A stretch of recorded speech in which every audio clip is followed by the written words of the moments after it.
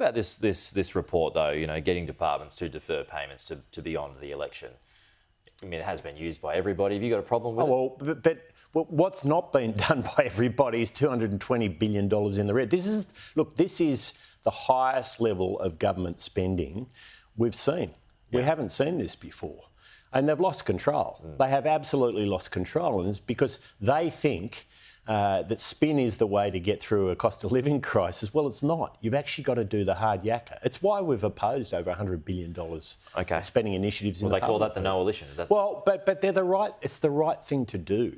At a time like this when households can't manage their budget because of the pressures they're under, the government has to get control of its budget, and it's completely failed. So let's get to the spending spree, and Trudy talked about this a little earlier, $16 billion worth, according to some of the leaks. So that's going to include so-called unavoidable spending. So that's childcare, that's aged care and the like. What trims would you make there? Well, we've already opposed well over $110 billion of spending through the Parliament. We've already done it. I mean, that's votes in the Parliament. Unavoidable spending. But, you know, it's the aggregate level of spending that matters. Well, I'm not going to go through each of the individual initiatives that are out today because I've only... But you wouldn't touch it though, right? I've only just... Well, look, let's step back from this.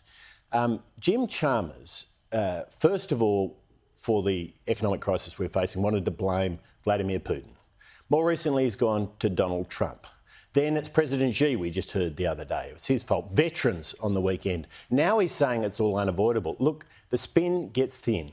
Jimmy's spin gets thin after a while, Pete, because at the end of the day, this bloke has lost control of his spending. Spending is growing way faster than the economy. Okay. And the economy is in life support. Let's be clear. So this could be your problem in May. How are you going to rein in spending? Well, exactly right. And that's why we've opposed that spending that we have. And Labor has loved to criticise us for that. But look, there's no point spending money on power lines that are not necessary if you get your energy price policies right.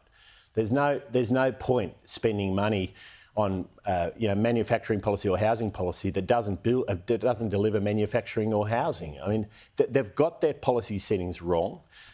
They're committed to spending that is not appropriate at a time like this. And we know if you want to beat inflation, Pete, you've got to contain the growth in spending. OK. This government, I mean, it's hardly the first to ever run up a deficit. It is fair to say that neither of the main political parties have been serious about fiscal discipline.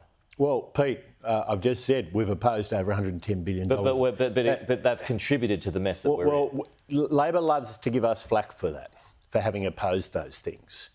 But we've done it, and we've done it because it's the right thing to do. Now, no opposition has done that in recent history. The last time an opposition went hard on spending like this was Malcolm Fraser blocking supply. We're not proposing to do that. But we have been serious about this.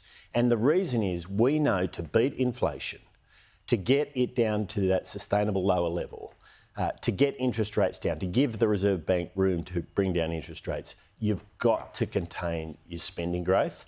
And that's why we've done what we've done. Are you looking at an early election? What date are you working towards at the moment? Well, that'll be up to Albanese. Sure. But the one thing you can be sure... the chatter is he'll do it when it's politically advantageous. Is this why he's getting the departments to defer spending?